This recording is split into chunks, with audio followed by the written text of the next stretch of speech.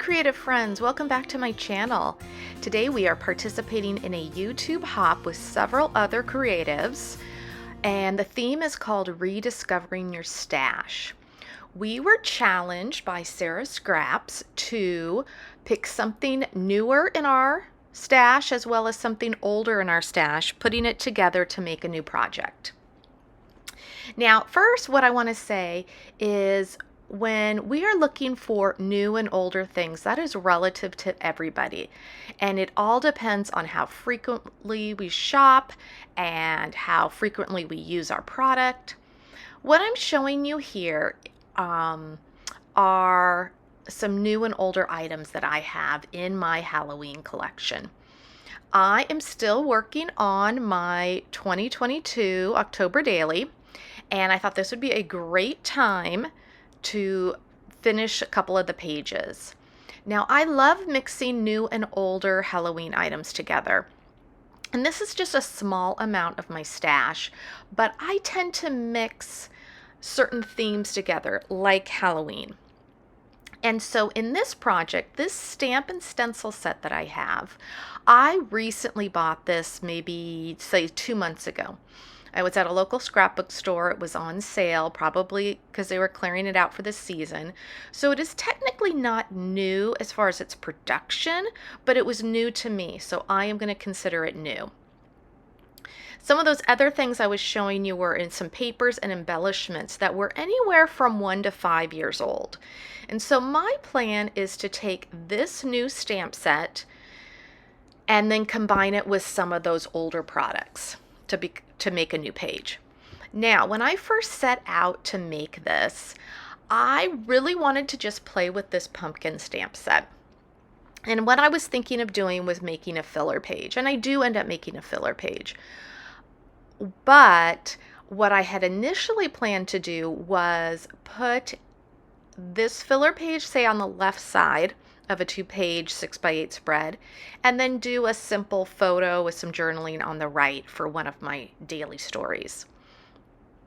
This project ended up coming together so much better than I had even expected or was hoping for, that I'm actually going to make it kind of a standalone page and have it be the introduction to my second album. I'm doing 2 albums for my October Daily last year, approximately 15-16 stories in each one.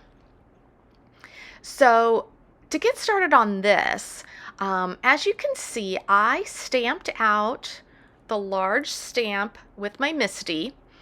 I am now using the coordinating stencils to color in the image. Now, what's really cool and what I thought was really exciting about this is, although I have Copic markers, I'm not a great colorist. I do it for fun, and I'm not that great at shading. But with the stencils, they kind of take that work out of it for you. So I'm using some mini ink cubes that I have. I've got some Pink Fresh Studio ink cubes in orange shades, and then to the left on the screen I have some Altenew minis in various dark green shades. So I use those to color in my pumpkins, do my shading, and now I'm going to start working on the leaves and the stems for this. Now, what was really fun about this stamp and stencil is you can make it either autumnal pumpkins, or you can put black faces on them to make them jack-o'-lanterns. And I end up using the stencil that has the faces to make them into jack-o'-lanterns, and you'll see that in just a second.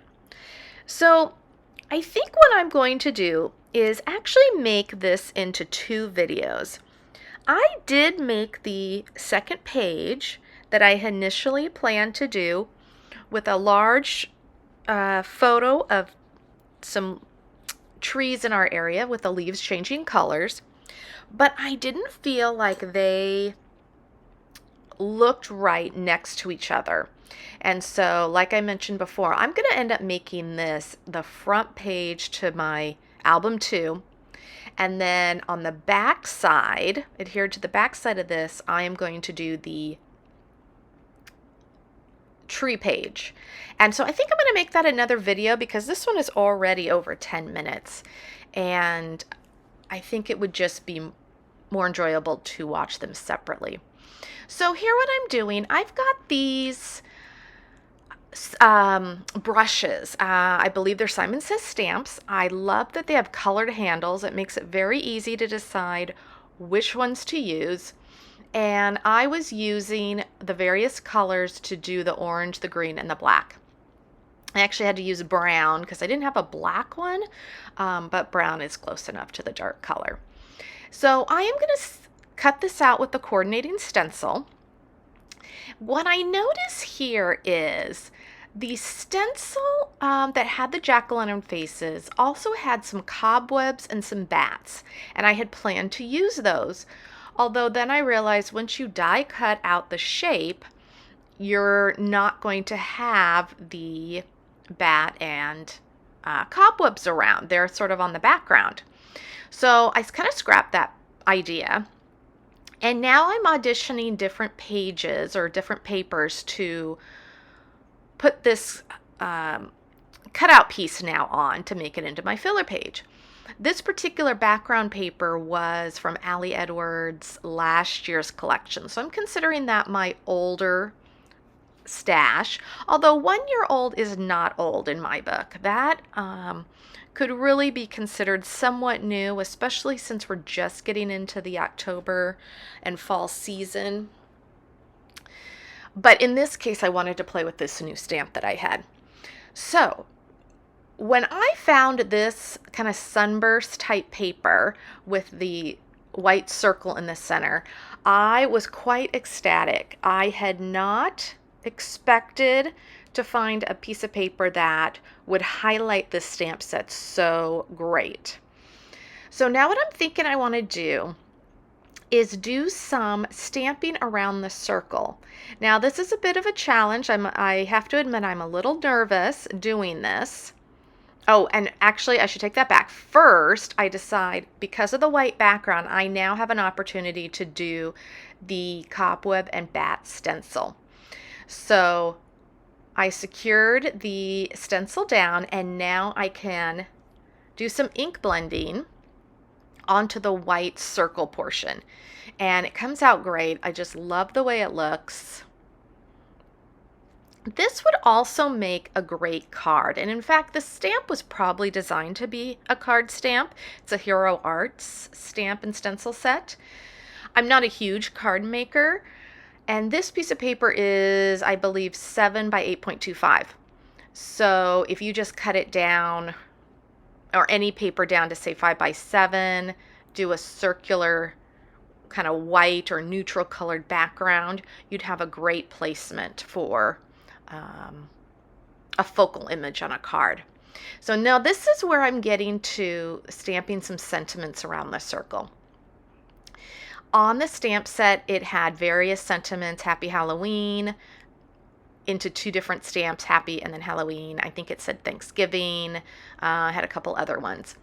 Now, if all goes well, what I want to do is stamp around the circle. And what I'm doing is I'm changing out my board there because I was using a glass mat, which is very firm. And this other mat that you now see is much softer, and it's going to give me a little bit more give in my stamping. So what I've done is very slightly curved the linear stamp so it goes around the circle. Now, this worked out actually. I was really happy with the way this curved. Sometimes if we try to curve stamps too much, they can pop back into their linear shape, and then that can make it more difficult to stamp and keep it in the curved shape. However, this worked out great, and I was so happy that I did not get black ink on my fingers and smudge up my page or mess up the stamping. Those kind of things always make me nervous, probably because I do them a lot. So as you can see here, the Happy and the Halloween didn't quite line up, and I kind of expected it would be like that. So I made sure it lined up at the top where our eyes are more likely to see it. I pulled out some puffy stickers and some embellishments these are from crepe paper, so I think they're 5 years old. And I end up taking off that sentiment and instead I substitute a bat. And I think it works great with the stencil work up above. So that is pretty much my page. I am going to punch holes on the left-hand side, make it the cover page or the intro page to my album 2. Shortly after the video stops, I'll have some more close-ups of the page and how it came out. I really loved this and could not be happier with how it came out. So since I ended up not doing the second page like I originally thought, I am going to show that to you in another video. So be on the lookout in the next couple days for another page that has Rediscovering Your Stash. And it'll be my day 16 in my 2022 album. If you have any questions how this came together, leave me a comment below. If you liked what you saw, please like and subscribe. I would love to see you in the next video. Thank you.